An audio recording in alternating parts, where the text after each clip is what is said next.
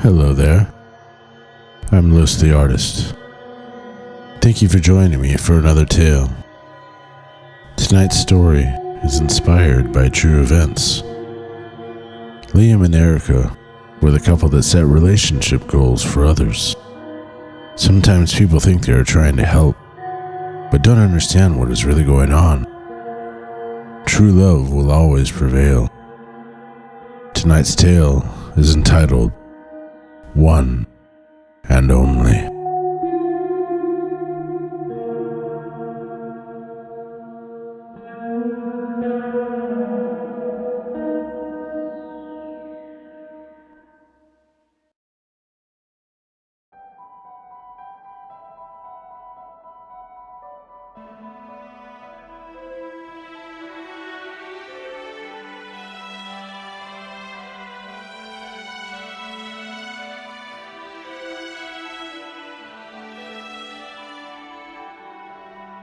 Liam and Erica weren't like most couples. Like other couples, they shared many interests, but they had a bond that even their friends and family sometimes found bizarre. They both had a dark sense of humor and a very different way of looking at things that sometimes made people uncomfortable. They often joked about haunting each other after death just because they knew it made their friends cringe. They were almost always together and did everything together from the moment they met. After only dating for a short time, the two were engaged, and not very long after that, they ran off to Vegas and married on Halloween. They never seemed to fight or argue in any way. Oftentimes, the two seemed so perfect for each other that those closest to them grew jealous of their relationship. So when Liam was accused of doing what they thought he did that night, everyone should have known better. A friend of Liam's was getting married, and Liam was asked to be a groomsman in the wedding. A bachelor party was planned, and although Erica was a little leery about Liam going, she told him that she was okay with it as long as he didn't drink too much. The night of the party came, and Liam's friends arrived to pick him up. As he left, he kissed Erica and told her he'd be careful, and that he wasn't planning on drinking at all. Several hours later, Erica received a text from Liam's friend Austin. He said that they were on their way to drop Liam off, and that she may need to keep an eye on him. Erica immediately grew concerned, as she assumed that he had had too much to drink. She was sitting on the front porch waiting when the car arrived, and she hurried down the driveway to see what was going on. As she suspected, Liam was drunk and needed to be helped out of the car. His friend Austin helped him out and stood him up. Erica rushed over and put Liam's arm around her shoulders to hold him up, to walk him inside. Austin offered to help, but Erica was embarrassed by the situation and told Liam she could handle him on her own.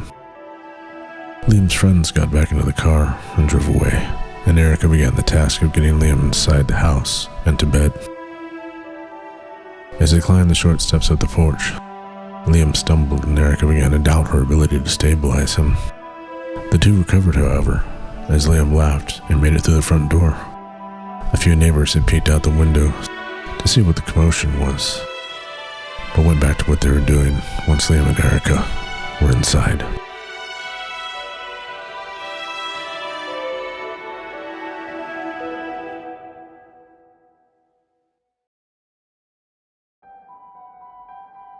The two staggered through their living room and Liam began to gag. Erica rushed him as best she could into the bathroom and got him over the toilet just in time. Liam unloaded for several moments before he was finally finished. He flushed the toilet and rested his head on the toilet seat. Erica began to urge him to get up and get to bed because she didn't want him passing out on the bathroom floor. At first he was completely unresponsive, and Erica thought to herself, great, he passed out already. But after a few moments of shaking him, Liam began to laugh again. Erica asked him what was so funny, and he replied that he couldn't remember the last time he was this drunk. He thanked her for letting him go to the bachelor party, and then began sobbing and telling her how much he loved her.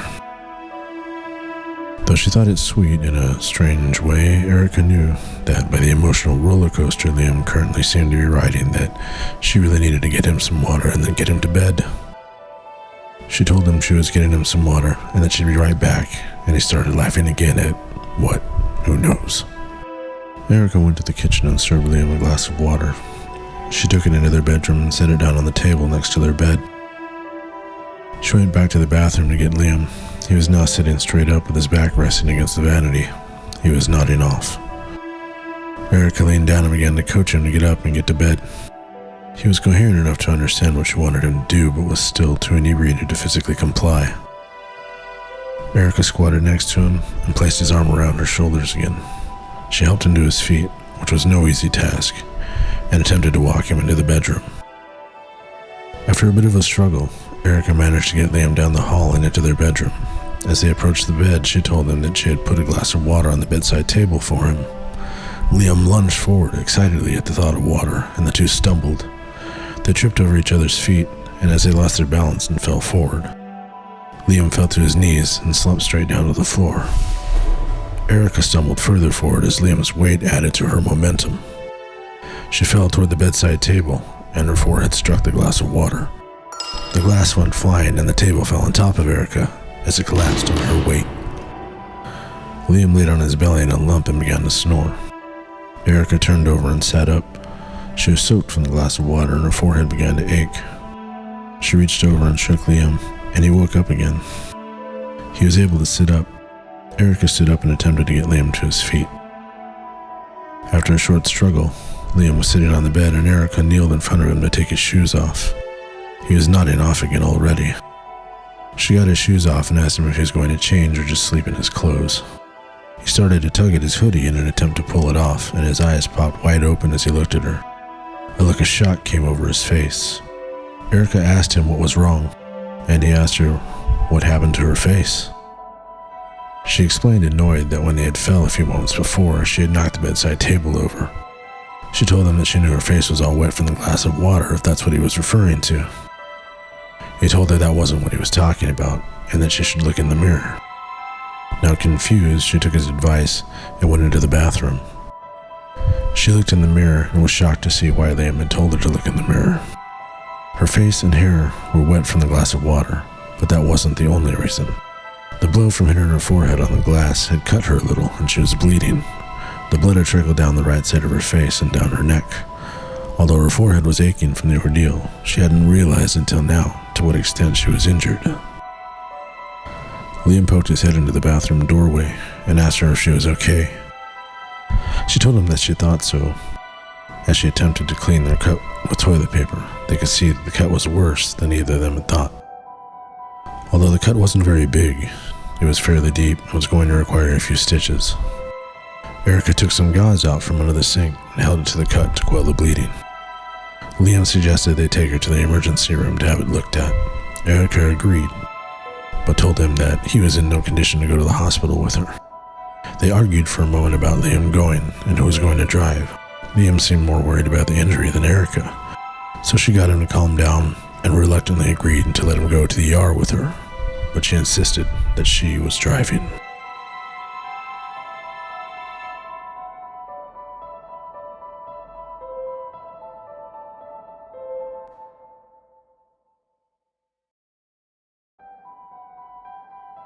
Luckily, there was a hospital close to their house, so it didn't take long to get there.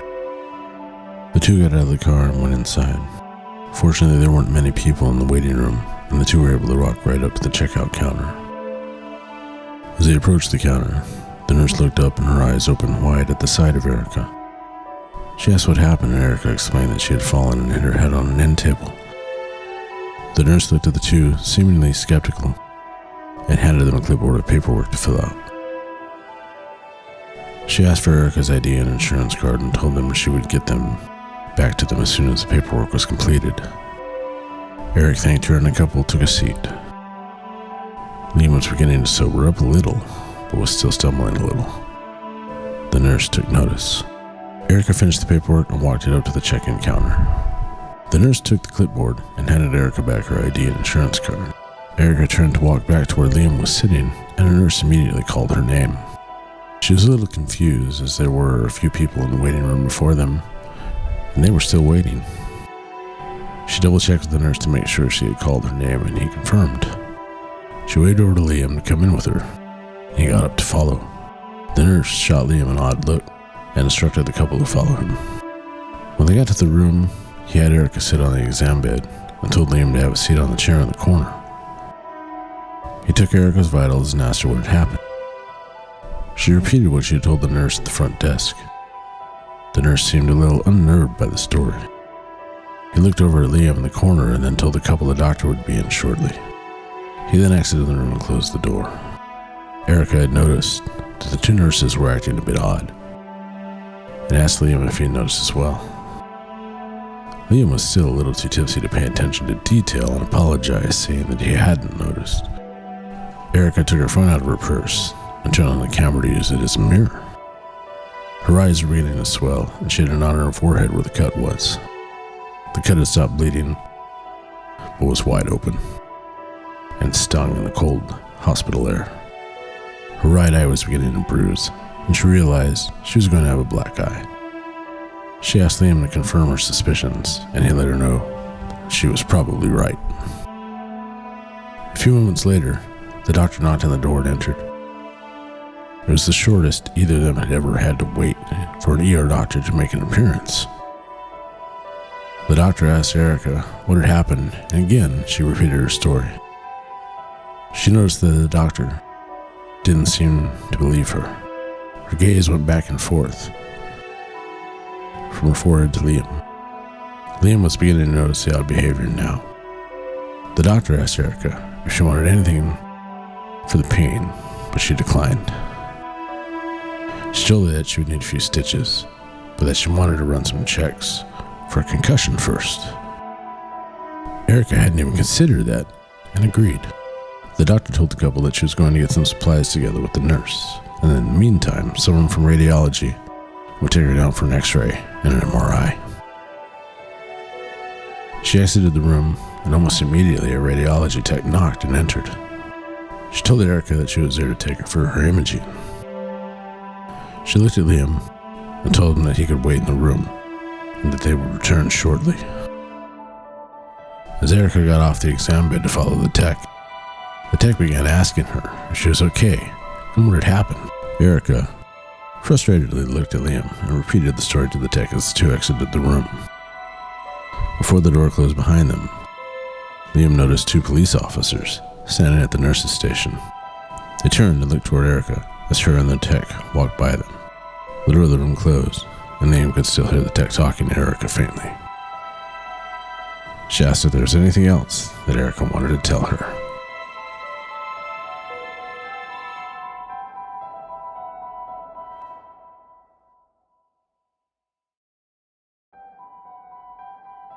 Liam waited in the exam room for his wife to return. He felt confused and frustrated, and he was now fighting to stay awake, as the after effects of the night out were beginning to catch up with him. He could hear chatter and the incessant beeping of various medical devices at the door, as well as the radios of the two police officers. After several minutes, the door opened, and the tech returned with Erica. She instructed Erica to once again have a seat on the exam bed and told the doctor would be back shortly to do the stitches. Her right eye was beginning to bruise more now, and she had a full black eye. As the tech exited the room, Liam saw the two officers were still laying on the nurse's station. The door shut, and he asked Erica what was going on. She told him that the staff were acting strangely and treating her like she was a baby. They kept telling her that everything would be all right and kept asking her to repeat her story about what had happened. Liam explained that everyone kept looking at him like they were upset with him. A few moments later, the doctor knocked and entered again. She entered with the nurse and set up to perform the stitches. She gave Erica a shot to numb the area and began to work. As she stitched up the cut, there was another knock on the door. The nurse opened the door. It was the police officers. The nurse urged them in, and then he changed his gloves to finish assisting the doctor. The two officers stood ominously by the door. The gazes went back and forth from Liam to Erica. As the doctor worked on the stitches, she asked Erica again to repeat what had happened. Erica was beginning to get angry now. She asked the doctor why everyone kept making her repeat the story over and over. Then she once again repeated it, rather aggressively. When she told the story this time, one of the police officers began to write it in the notepad. Liam was now becoming agitated. He wanted to know why the police were there.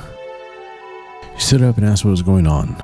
The two officers took a few steps closer to him. The doctor explained that she would be finished with the stitches in a moment, but said no more. Liam took a few steps toward the exam bed, and to his dismay, one of the officers stood in front of him and cut him off. The other officer put his notepad away. Liam shouted that he wanted to know what the hell was going on.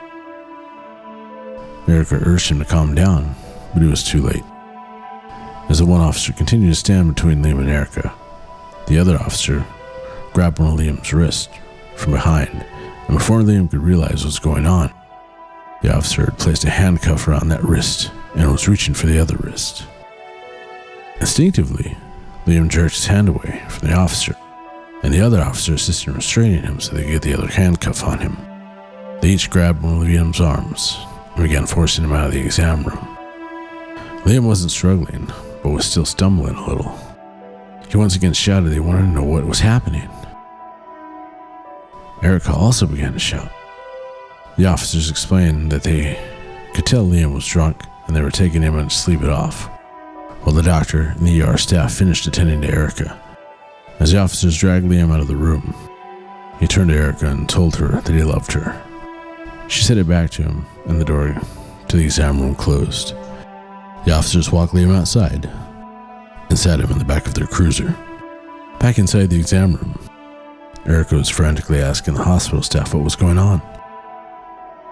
At first, they wouldn't say anything. They just kept working on the stitches.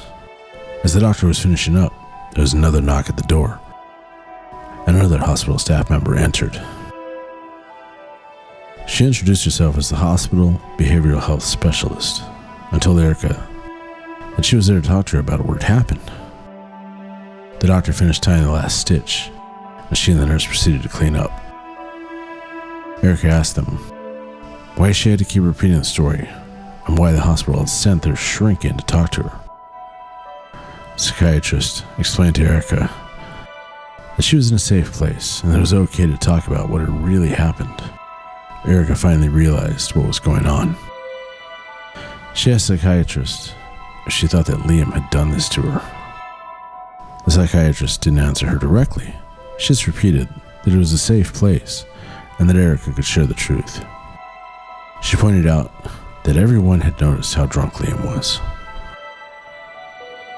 Erica grew furious and shouted that her husband may be drunk, but that he would never do anything like this to her. She now told the story of what happened again, and in great detail. She told them about the glass of water, how they fell, and how they had even argued about going to the ER. She told them that if she continued to accuse Liam, that she would get a lawyer and sue the hospital for malpractice or whatever they're currently committing by accusing him. At this point, the psychiatrist looked at the doctor and told her that she did not believe that Liam had done it. Although Erica's story may be difficult to believe, Erica was not showing any of the telltale signs or behaviors that were exhibited by domestic abuse victims. The doctor reluctantly agreed and explained to Erica that they needed to wait for the radiology results before they could release her, and that for now, they had to keep her in a concussion protocol. She demanded they bring Liam back in, but they told her that it was already on its way to the police station, and there was nothing they could do. She'd need to contact the police in the morning.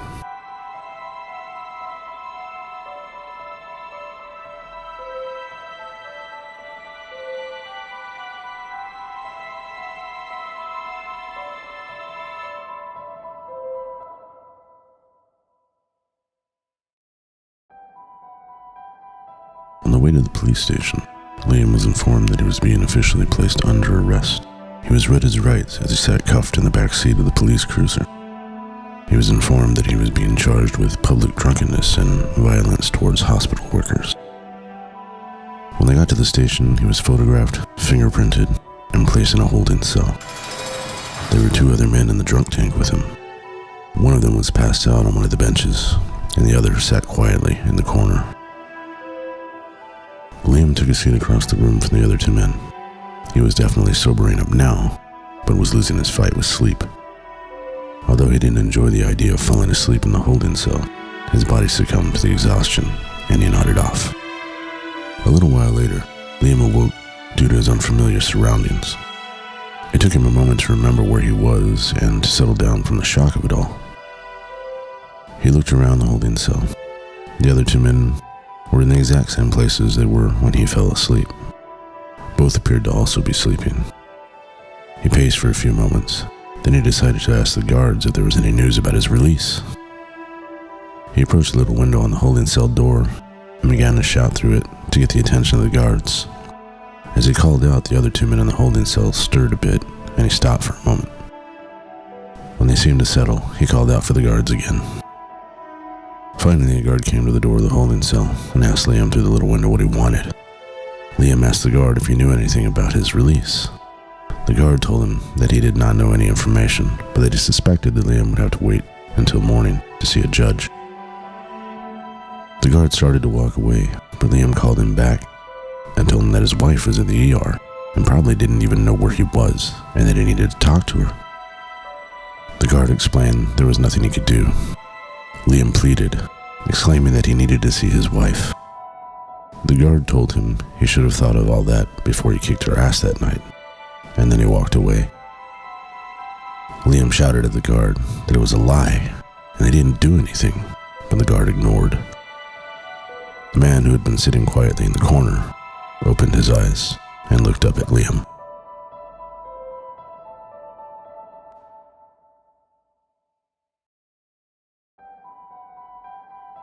It was still very early in the morning by the time Erica was able to get to the police station. The radiologist had taken forever to read her images and clear her for release from the ER.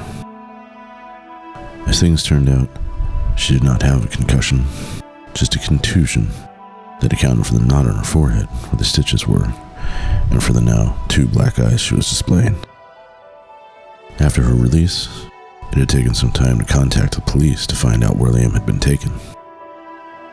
She went into the station and approached the front counter. She explained to the officer at the counter that she was there to pick up her husband. The officer looked up from the information and found Liam's file on the computer. He informed Erica that Liam had been booked for public drunkenness, resisting arrest, and violence towards hospital workers. Erica was furious and shouted at the officer to let her husband out, that he had done nothing wrong. The officer then explained that if she wanted Liam released, she would need to pay to bail him out, and then he would be scheduled for a court date if she did so. The officer informed her that Liam's bond was for $1,000, and that it needed to be paid by money order or certified cashier's check. Frustrated, Erica told the officer she would be back. Then she left to find a place to purchase a money order in the middle of the night. In the holding cell, Liam paced while he wondered what was happening with Erica at the ER and what the judge would have for him concerning all of this. He couldn't believe that he was suspected of harming Erica, as the guard had implied. He was also growing anxious because the man that had been sitting quietly in the corner had woken up and had been staring at him for a considerable amount of time. Liam was completely sober now and had a screaming headache, so his patience with everything was growing thin. He looked over toward the man in the corner. The two made eye contact. Liam decided he had had enough and confronted him. He asked the man if he had a problem and why he had been staring at him. The man did not respond. Liam asked him again, more aggressively, what his problem was. The man stood up and walked toward Liam. As the two stood face to face, Liam realized that the man was larger than he had appeared while sitting in the corner sleeping. The other man who was still laying on the bench had awoken and was watching. The man from the corner looked over at him sternly, causing the man on the bench to roll over and face the wall, pretending he wasn't witnessing anything. The two men stood face to face for a moment before the man from the corner spoke. He told Liam that his father used to beat his mama, and that he didn't like woman beaters. Liam nervously told the man that what the guard had said was not true, that he would never harm his wife, and that she was in ER because she had fallen and hit her head. That only seemed to agitate the man more. He let out a long breath, got really close into Liam's face, and then he told Liam that's what his father used to tell people too.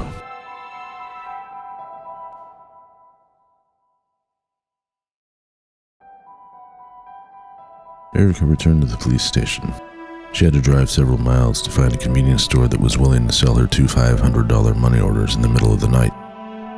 As she went inside and approached the front counter, there seemed to be some kind of commotion occurring. Officers were scrambling around frantically. After a moment, things seemed to calm down, and the officer from earlier approached the counter. When he realized that it was Erica, his face went white as a ghost. Erica noticed the officer's demeanor and told him that she had the money orders to pay her husband's bond. The officer asked her to wait for one moment, that he needed to get his superior. Erica didn't understand what was going on. Why were they making things so difficult? A few minutes later, the officer returned with another officer. The new one introduced himself as one of the supervisors on duty for the night. Then he told her that he had some terrible news for her.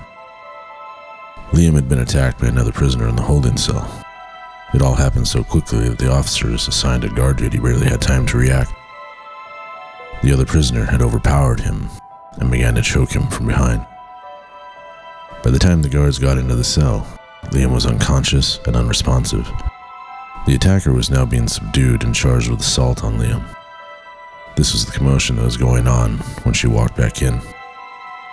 The supervisor explained that an ambulance was on the way to take Liam to the hospital. Erica was so shocked by the news that she couldn't even respond. She stared at the two officers in disbelief and disgust. When she could finally speak, she demanded that when the ambulance arrived, she would be allowed to ride along. The supervisor agreed and told her that according to the radio, the ambulance had just arrived. The supervisor opened the door that led beyond the front counter and asked Erica to come with him. He walked her through a few hallways to an area that led to the back lot where the police cars were all parked. An ambulance was parked near another door that led to the prisoner detainment areas. As the two approached, the EMTs came out of that door with a stretcher. Liam was strapped to it. He was wearing an oxygen mask on his face. Erica ran over to them and asked how he was. The EMTs explained that they really couldn't say, but for the moment, Liam was stable. They loaded the stretcher into the ambulance, and one of them told Erica to sit in the front passenger seat for the ride to the hospital. Shortly thereafter, the ambulance arrived at the same hospital that Erica and Liam had gone to earlier. The sun was now starting to come up, and Erica was exhausted. Her forehead throbbed. The ambulance pulled up to the docking area and unloaded him. Erica followed them as they took him inside, and was a little disturbed by the urgency they were displaying. It was almost hard for her to keep up with them as they rushed down the hall to the triage area. When they got to triage, the same doctor that had treated Erica earlier rushed to attend to Liam. Erica asked what was going on, and the doctor explained that they were performing emergency protocol on Liam. One of the EMTs explained that Liam had coded out in the back of the ambulance, and that he had done the same back at the police station. Officers were able to resuscitate him the first time, and they were able to do it in the ambulance. But that meant that there was a possibility that Liam may have suffered some brain damage, as it had now been deprived of oxygen for a short time on 3 separate occasions within the last few hours. When Erica inquired about the third time, the doctor explained that it was when the other prisoner had initially choked Liam out. They weren't yet certain as to how long Liam was in the chokehold before the guards noticed on camera, but the prisoner had crushed Liam's larynx. The doctor asked Erica to step aside as they worked. Erica grew anxious as they hooked Liam up to several monitors. They assigned him an exam room and asked Erica to have a seat in it as they took Liam for some scans. She sat and waited anxiously for them to return. A while later, the door to the exam room opened and the hospital staff wheeled Liam in. He now had a ventilator tube in his mouth, and a heart monitor appeared to be beeping very slowly. Erica asked again what was happening, and a doctor told her that they had placed Liam in a controlled coma. His brain was inflamed from the trauma it had suffered, and he was no longer able to breathe on his own. The alcohol in his system had exacerbated some of the situation because of his blood being thin. It was not likely that he would survive without the ventilator. Erica would need to decide if she wanted to pull the plug.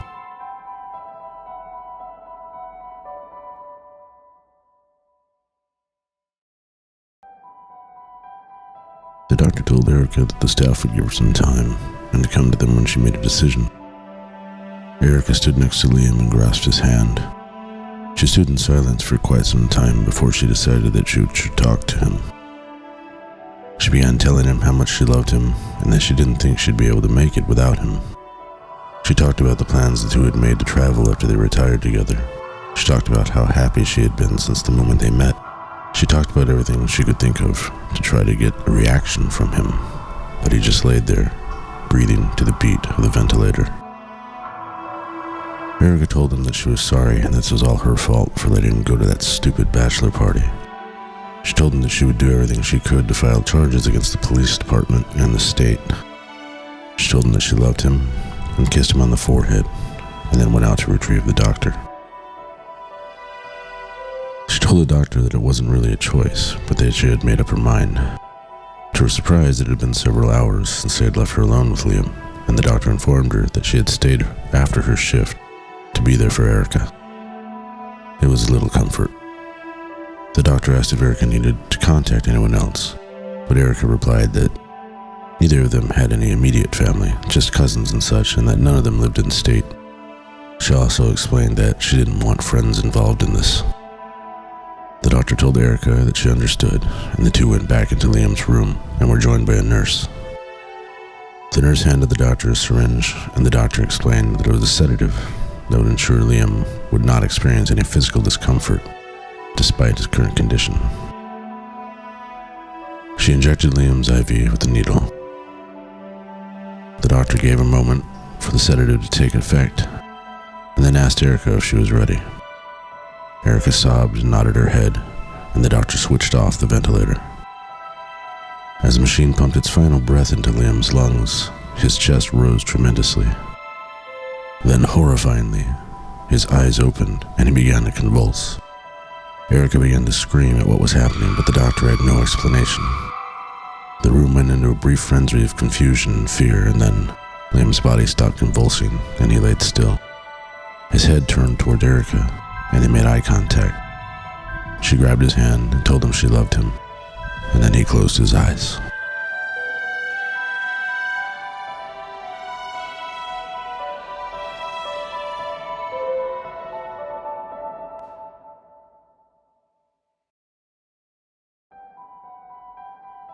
Erica had Liam cremated in a memorial service that was held at the lake the two liked to walk their dog by. All of their mutual friends were in attendance, including the friends from the bachelor party held just a few weeks before. A few family members flew in for it as well. After the funeral, Erica placed the urn that contained Liam's ashes on the bedside table that had given her the stitches. After that, Erica didn't talk to anyone for a considerable amount of time. She convinced her employer to allow her to work from home on a permanent basis. Sometimes she would go weeks without contacting anyone that wasn't work-related. Friends attempted to contact her, but she wouldn't return calls or social media messages. They worried, but would still see her active online, so at least they knew she was alive. Her neighbors would still see her come and go, usually with the dog. Everyone became anxious when Erica posted that she was going on a social media blackout for 3 days, but she eased their minds when she posted that she was back and all was well. People tried to ask her what she'd been up to, but she continued to ignore messages. Then one day, seemingly out of nowhere, Erica began contacting friends again. Something seemed a little off because she tended to act like she hadn't been completely absent from the social world since Liam's death. In fact, some of their mutual friends felt that she seemed unusually at ease, as if Liam's death hadn't happened. When she talked on the phone or chatted online, she spoke of Liam as if he were in the room with her. When she got together with people, she talked about him as if he were at home or at work. People were starting to worry again, worry that Erica wasn't processing Liam's loss correctly. Some went so far as to say she was going crazy.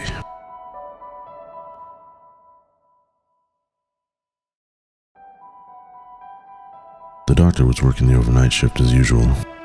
It had been a fairly uneventful night, save for a few sick kids and a drunk who came in with a broken arm after falling off a balcony. She told the nurses at the station that she was going to go to the cafeteria for some coffee and some kind of sugar to keep her awake. As she began down the long hallway to the cafeteria, she thought it seemed like the building was colder than usual. She began to get an uneasy feeling, like someone was watching. When she turned to see if anyone was in the hallway with her, she was alone. As she continued walking, the lights began to flicker. She stopped in her tracks from the confusion, and anxiety set in. The lights flickered again, and suddenly the hallway became hot. It was as if someone had switched on the heater and turned it up all the way. The doctor turned around again this time. She wasn't alone. A man in a hooded sweatshirt stood at the end of the hallway, down by the nurse's station. She called out and asked the man who he was and what he was doing there, but he did not reply. He just stood there. She warned him that she would call security. The man began walking toward her. Fear set in and the doctor turned to run, but now the man was at the other end of the hallway. She looked back and saw that it wasn't two men playing a prank. He was no longer down by the nurse's station. She turned back to run to the nurse's station to call security. She began to sweat from the heat and the fear. The lights flickered again. She looked behind her toward the cafeteria, and the man was gone.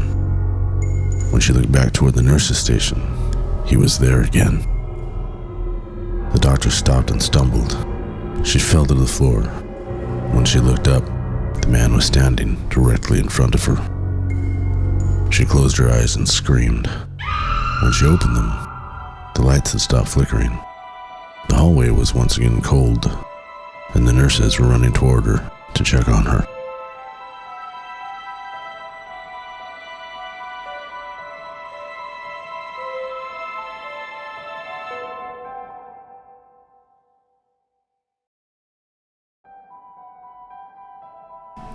The officer made his rounds checking the holding cells. He learned his lesson after what happened a few months before. He was surprised he'd been placed back on this post after his suspension was over. But the department was short-staffed, so it seemed to make sense. It had been a fairly inactive night. There were only a few drunks in one of the holding cells and a homeless guy that tried to rob a liquor store in the other. One of the drunks tried to get his attention, but he made it a point never to engage with the prisoners anymore. He got back to the guard room, sat at the desk. An extra camera and monitor had been installed since the incident. The officer started to fill out his logs when he noticed it was starting to feel very warm in the building. He got up and checked the thermostat on the wall. It read 75 degrees. He thought it felt a lot warmer than that, and he shrugged it off. He checked the monitors. All three prisoners were lying down. He started to take a seat again, but he paused when the lights flickered. He looked around for a moment, then he looked at the monitors and was shocked to see someone standing outside one of the holding cells. It was not another officer. It was a man in a hooded sweatshirt. He appeared to be staring directly at the camera, but his face could not be made out on the monitor. The officer rushed out of the guard room and looked down the hall toward the holding cells. There was no one there.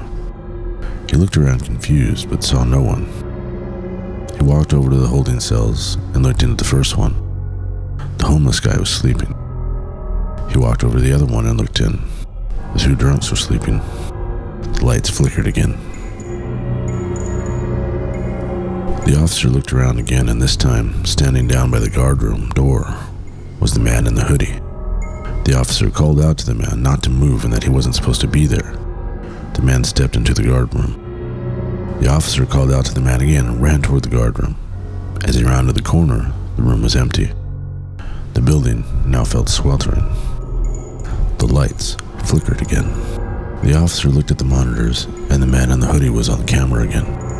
This time, he was inside the holding cell with the drunks, and again he appeared to be staring directly at, almost through, the camera. The officer ran to the holding cell and fumbled to unlock the door.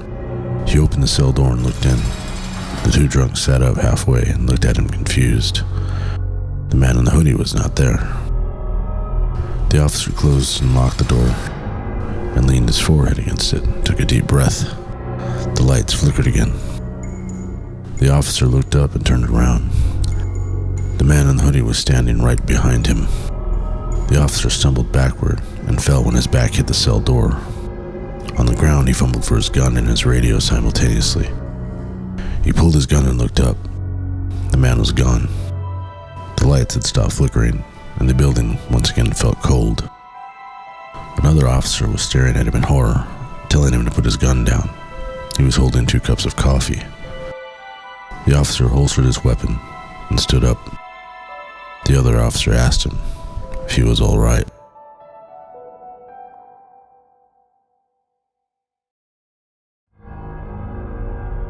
The prisoner lay on his bunk unable to sleep. He had been transferred to the state penitentiary recently after being convicted of killing Liam in that holding cell. He held to his own belief that Liam was a wife-beater and made it known. Because of this, he was respected by the other prisoners for doing what he had done. His cellmate was snoring, and it was beginning to irritate him. It didn't help that it was so hot in the cell. It seemed hotter than normal. The lights started flickering. The prisoner looked over toward the cell door and sat up surprised. There was a man in a hooded sweatshirt standing on the other side of the bars. The prisoner got up from his bunk and looked up at his cellmate. He was still snoring. The lights flickered again. The prisoner turned back toward the cell door. The man was gone. He walked over to the cell door and looked all around.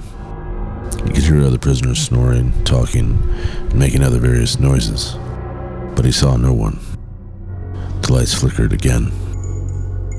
The prisoner turned around, and the man in the hoodie was standing behind him, next to the bunks. The prisoner shouted in shock and stumbled back against the cell door. The man in the hoodie began to walk toward him. The prisoner shouted at the man to come get some, and took a swing as he grew close. He made contact and the 2 men fell to the floor. As they wrestled, the lights flickered again, and the room cooled. The prisoner looked down to see a cellmate underneath him. He was yelling at him and asking what the hell his problem was. The cell door slid open, and 2 guards rushed in. They picked the prisoner up off his cellmate and dragged him out of the cell.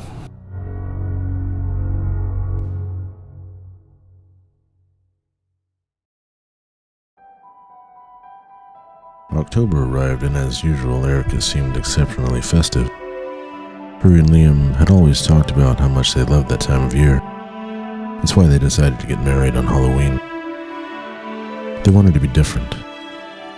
Erica seemed to be okay, despite having lost Liam so recently. She was talking a lot about how she couldn't wait until their anniversary. The doctor hated working the night shift during October. All the worst of the freaks and weirdos seemed to come out and end up in the ER this time of year. It started with the drunks attending Oktoberfest celebrations and culminated in the various Halloween party attendees. If people can find the strangest ways to end up in the hospital, this was the time of year they did it. The doctor finished filling out some discharge paperwork and handed it to one of the nurses. She stood up and stretched and told the head nurse that she was going to the cafeteria to refill her coffee. She picked up her cup and headed toward the hallway. The hallway made her anxious now. She paused at the hallway and stared down toward the end where the cafeteria was for the moment. She took a deep breath and walked down the hall at a brisk pace. She could feel her breathing getting heavy as she scurried toward the cafeteria, but it wasn't from the physical exhaustion. She was afraid the lights would flicker. She quickened her step and made it to the cafeteria. This happened every time since that night, but nothing had happened again. She refilled her coffee and grabbed a donut from the pastry counter. She paid at the register and headed for the hallway again. The walk back was always the same too. She would work herself into a nervous frenzy on the way to the cafeteria. Nothing would happen, and then she was fine going back. She got back to her desk at the nurse's station and set her coffee down. There was a clipboard in her inbox for a newly admitted patient. She picked it up and began to read it. She asked the head nurse about it, but the nurse said she had no knowledge of it. The doctor walked over to the room the clipboard had designated. She knocked on the door and entered. She was looking down at the clipboard and not paying attention to the man sitting on the exam table. The door closed behind her and she asked the man about the fever that the paperwork spoke of. As she said that, the lights flickered. She jumped and looked up and around. The lights continued to flicker, and the room began to feel warm very quickly. She finally looked down toward the man sitting on the exam table and screamed when she realized who it was. It was the man in the hoodie from the hallway. She turned and ran toward the door. She grabbed the door handle and shook it desperately, but the door was locked. She turned, and the man was walking toward her. She realized who he was now, and she began to scream even more in terror and plead to him. She realized the room she was in was the room she had examined Erica in, and also the room she and Erica had pulled the plug on Liam in. She also realized why the name on the paperwork was familiar. She didn't know how it was possible. The man continued to approach the doctor. The room seemed to get hotter and closer he got. The doctor was pinned against the door. She pleaded but got no reply. The man in the hoodie raised his arms and embraced the doctor. Her screams of pain could be heard throughout the hospital. The nurses opened the door to the room and found the doctor lying on the floor. Her jacket had a large burn mark on it. They turned her over to find that she was also burned over most of the front side of her body. It was as if someone had placed her face down on a giant frying pan. She was dead.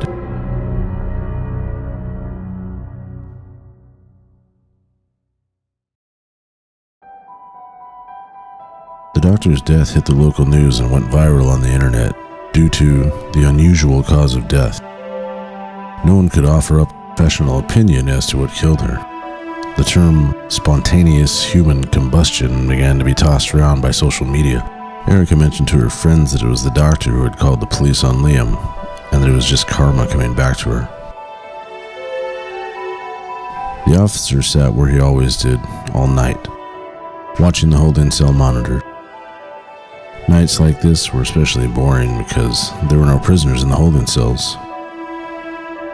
People are usually pretty good about not getting arrested until just before Halloween. So he had a few more days of snooze fest like this one to contend with. He didn't even bother to walk the rounds because it was only him in the entire section of the building. So he just sat at the desk playing on his phone. He was halfway through a crossword puzzle when he noticed the room getting warmer.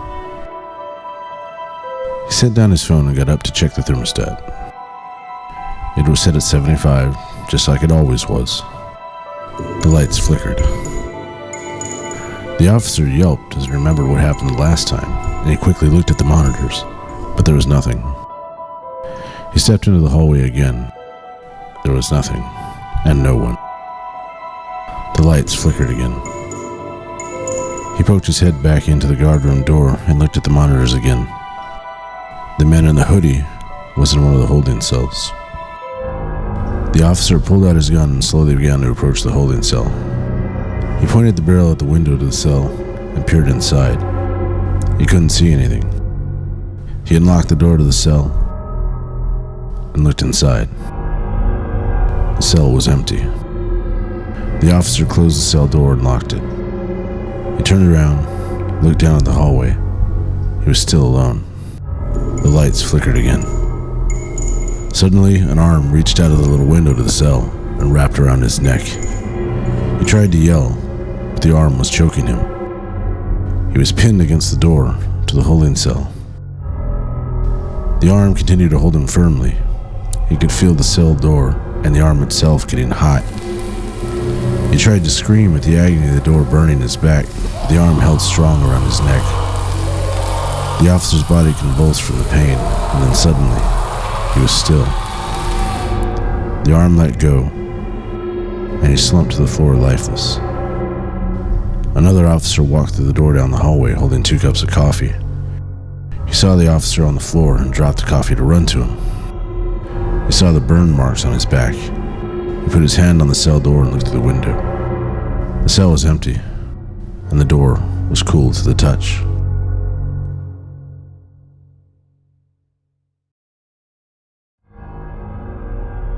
The officer's death only exacerbated the stories that were already hitting the internet about the doctor.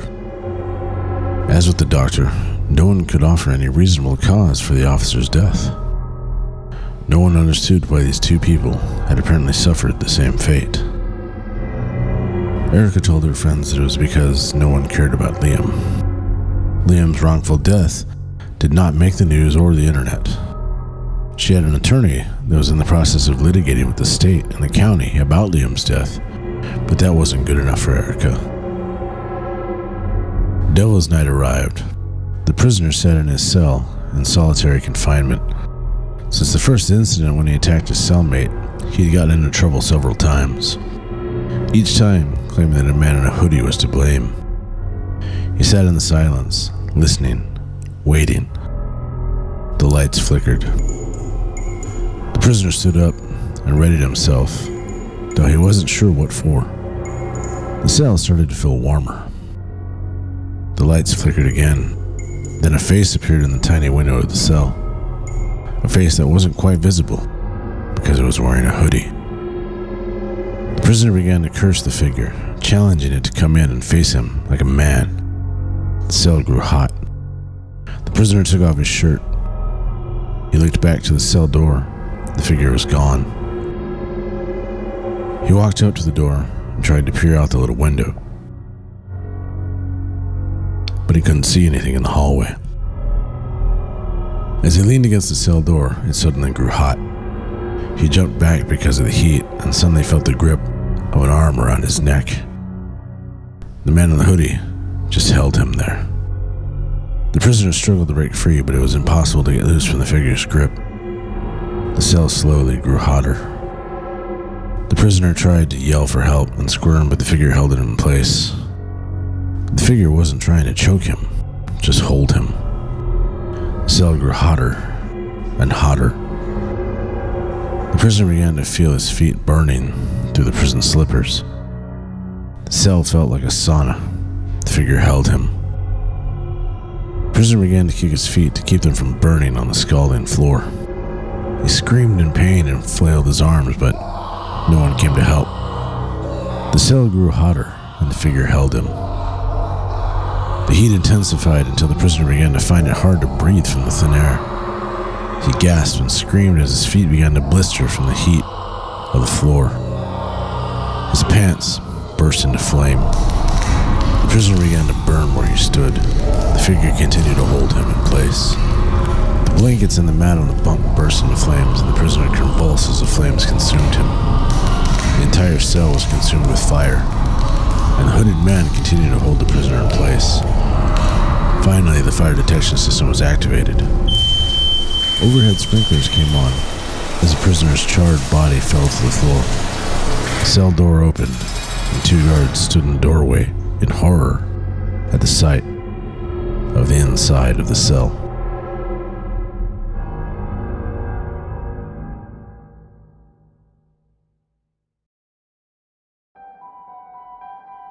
Halloween arrived. The news of the prisoner's death hit the public, and immediately the stories of the third death by apparent spontaneous human combustion began to circulate. The local news reported that authorities were completely baffled by the seemingly unconnected incidents. Theories began to spread on the internet about how it happened. Erica had decided to throw a Halloween party. Many of her and Liam's mutual friends attended, including the group from the bachelor party. The party started out normal enough. Everyone came in costumes, ate, danced, and mingled, but as the night went on, Erica began acting a little off. She started talking about how it was almost time. Time for what? Everyone wondered. She kept bringing up that it was her and Liam's anniversary, and she seemed to grow anxious as it grew later. Finally, just before 11, she started telling everyone that the party was ending. She politely asked everyone who was still there to leave. Though they thought it strange, everyone complied. It took some time to get everyone out the door, and Erica seemed to grow more anxious the longer it took. Austin was about halfway home when he realized that he didn't have his phone with him. He figured that he must have left it at Erica's and turned around to go back for it. It was just before midnight when he arrived, and he was relieved to find that there were still lights on. He got out of the car and walked up to the porch to the front door. As he approached the door to knock, he could hear Erica's voice inside. It sounded like she was talking to someone. Austin noticed that he could see through a gap in the curtains on the front window. He peeked through and could see Erica sitting on the couch. Her hands were on something on the coffee table, and she was speaking aloud into the air. She was still wearing her costume with the black veil from the party. Austin was confused and continued to watch.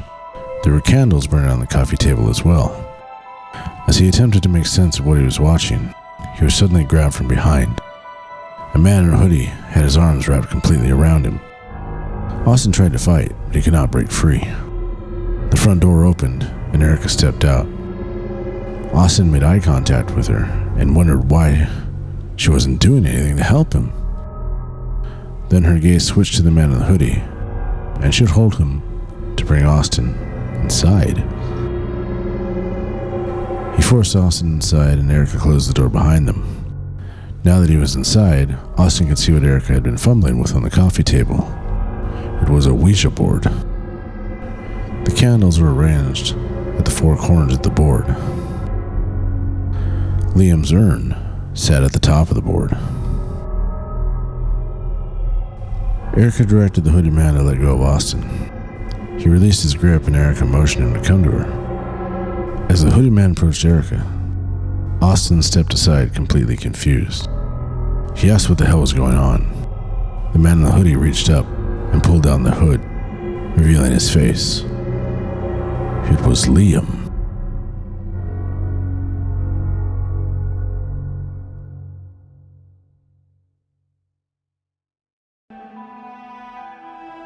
As Austin stood dumbfounded, Erica began to explain to him what he was looking at. She told him that after Liam's memorial service, she went into a deep depression. She withdrew completely from the world, but just when she was about to succumb to the sadness, strange things started happening around the house. A light would turn on, or a cabinet door would open, or a lampshade would begin to shake. She explained that these things weren't her imagination, as they always happened specifically when she was paying attention. She said that she could feel Liam there when they did. She remembered their vow to haunt one another if death were to take one of them, and wondered if Liam was attempting to do so. The thought of Liam still being there comforted her. She felt like he was encouraging her to live on, that he was still with her. But she wanted more. She wanted to see Liam, to hold him, to talk to him. That's when she decided to get confirmation by a means that most would seem unconventional. When she did her social media blackout a few months before, she had gone to Las Vegas. She stayed in the same hotel her and Liam had when they eloped. She went to the chapel where they were married. It was there that she asked Liam to give her a sign, a confirmation that he had been attempting to contact her, and that if he did, she would do everything she could to keep them together forever. She explained that at that moment a candle on the table right next to her lit itself. She laughed about how the workers at the chapel scolded her. They accused her of lighting the candle, which was said to only have been a decorative candle and was never lit. Erica continued to explain to Austin that given the sign she had asked for, she returned home with the intent on bringing her and Liam back together. She purchased the Ouija board from a New Age bookstore and began attempting to contact Liam. Obviously, she had been successful. Austin demanded to know how that meant Liam was there, right now, standing in front of him. Erica took a step closer, and she and Liam embraced. She whispered something about finally being able to hold him again. The two continued to hold one another, while Erica further explained. She said that contacting Liam through the Ouija board gave her the idea that other things could be possible. She found out that Liam had started tormenting the ones responsible for his death psychologically by manifesting to them. She decided that there had to be a way to help Liam get justice. Erica went on to explain that one would be amazed at the things they could find on the internet when they look in the right places that they thought they never would. She had researched various occult beliefs and practices until she found something that she thought could work. Erica explained that she had found a ritual that could give Liam the ability to extract justice. She explained that she used the candle from the wedding chapel, the one that had lit itself. She infused it with Liam's cremains and her own blood. During the 30 days leading up to their anniversary, which the fact that it had subsequently followed on Halloween only aided things, Erica had lit the candle 3 times. Each time, Liam was able to summon the fire of the passion he and Erica shared to punish the ones who had unintentionally tried to extinguish it. Austin was having a hard time believing any of this to be real, but at the same time, he realized that Erica was referring to the 3 spontaneous human combustion victims. When he questioned Erica, she confirmed it. She explained that the doctor had originally falsely accused Liam of abuse. The doctor was the one who had contacted the police. The police were just doing their job in arresting someone who was intoxicated in a hospital when he resisted them, but there was never a need for them to be there, so the doctor was responsible. The officer who died at the police station was the one who falsely accused Liam of abuse aloud. If he had kept his opinions about something he only had limited information about to himself, the prisoner would not have overheard this statement to Liam, and thus the officer was responsible. The prisoner was the obvious one. He let his emotions overcome him when triggered by events in his own life, and it took them out on Liam. He didn't even stop to think that the guard was making false accusations. He decided to make himself judge, jury, and executioner. So the prisoner was obviously responsible. Liam said nothing. He just stood there and stared at Austin. Erica elaborated that the ritual also granted Liam full passage to this realm from Halloween through the Day of the Dead, when the veil between worlds is at its thinnest. So this was actually Liam, not fully resurrected, but on a visitation of sorts. Austin still couldn't believe anything around him. How could anything like this be possible? Then suddenly Liam reached his hand out toward Austin. He was holding Austin's phone. It took Austin an awkward moment to realize what Liam was doing. He reached out and took the phone from Liam. Then Erica's demeanor suddenly changed, and she acted like everything was normal. She asked Austin if the phone was the reason he had come back, and he confirmed that it was. Erica thanked him for coming to the party, and told him that he should probably go home and process everything he'd just been told. She asked him not to tell anyone else, as her and Liam planned on an announcement to friends and loved ones in the morning. For some reason, Austin agreed and nodded his head. He didn't speak, but he made his way to the front door. He got in his car and he drove away. He looked up to see Erica close the front door. On his way home, Austin was still in shock. He thought he might be dreaming, but everything was just too real. He stopped at a red light and picked up his phone. Erica asked him not to tell anyone else, but he felt that he needed to call someone to verify that he wasn't crazy. Austin's phone rang. The caller ID said it was Liam. An eerie feeling came over him, as he had not seen that number come up in several months. The streetlights flickered. He answered the phone, and Liam spoke. "I wasn't going to drink at the bachelor party, Austin, but you wouldn't leave it alone. You finally bought me that first shot and made me drink it with you.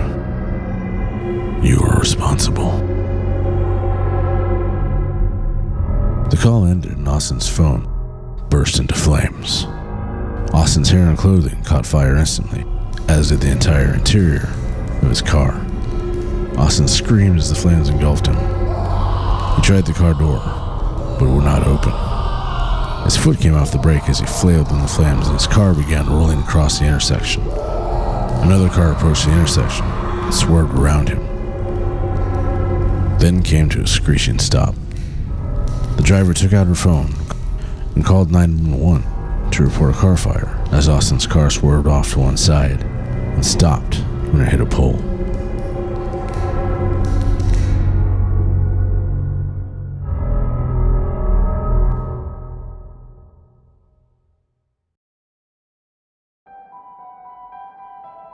Erica and Liam held each other close.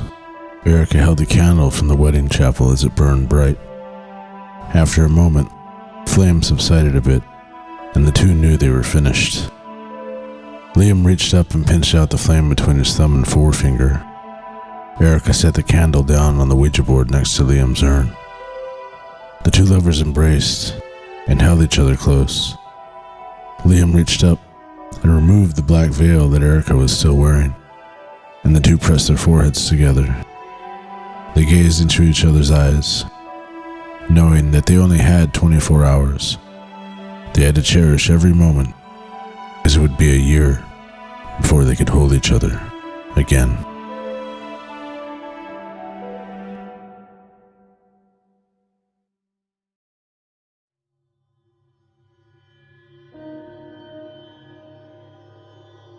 Liam and Erica followed through on the promises they made to each other. Not even in death do they part. Thank you again for joining me for this tale of the bizarre. Inspired by true events and by the song and music video I produced, also entitled One and Only, for my wife, Raven Lenore. Visit my artist page on Spotify or my website, IamLosTheArtist.com, to listen to the song and view the music video. Until next time, I'm sorry if I scared you.